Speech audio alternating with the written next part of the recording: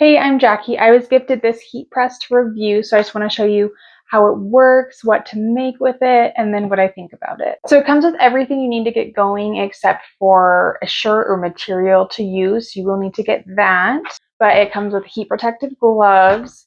There is an instruction manual. There is a heat press temperature guide sheet for reference. There's this little clamp here, and then it does come with 3 pre-made vinyl designs for you. I have a Cricut, so I'm going to be using my own designs. I cut some out to use already. Let's take a look at this a little bit closer up. I have it plugged in. I'm just going to go ahead and turn it on here and let it start preheating. So you can see this guide. You can pick the material you're using and then what type of vinyl.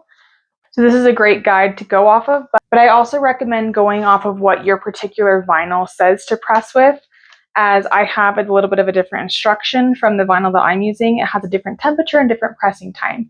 So I would always follow your recommended vinyl time. So let's take a look at this here. So I want it set to 330 degrees. So I'm going to press the thermometer and change this to 330. And then we're going to want it to press for, we'll do 25 seconds to start.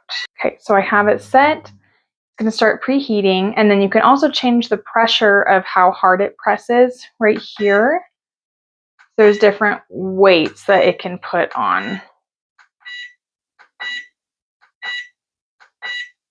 So what I'm going to press requires gentle pressing, so I'm just going to do the lowest pressure, and then we'll wait until this gets up to 330 degrees. Okay, so this is preheated, so we're good to go.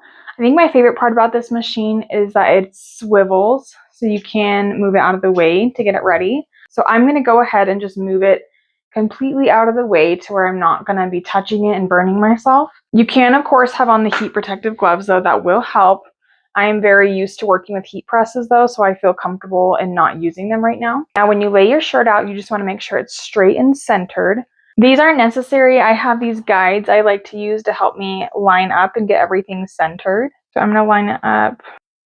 All right, then I'll go ahead and lay my vinyl on here. I'm going to press it down. It's already kind of warm, so it's going to adhere to the heat a little bit. Then move this because that would melt. I'm going to swing this back around. Let's go for it.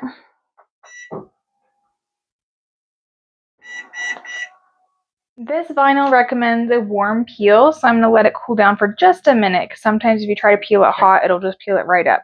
And another thing I want to show you with this heat press is that this pad is super nice.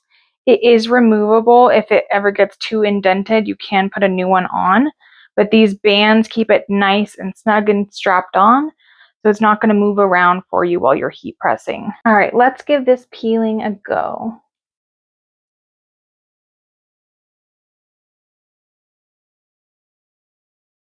That turned out great. It peeled super easily. All right, and this is the final product, me wearing this sweatshirt. It truly turned out so great.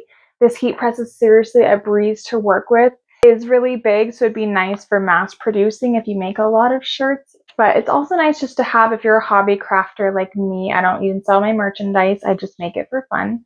So I love having this. It was super easy to use. It would be very beginner friendly. This is a really great product, and I highly recommend this heat press.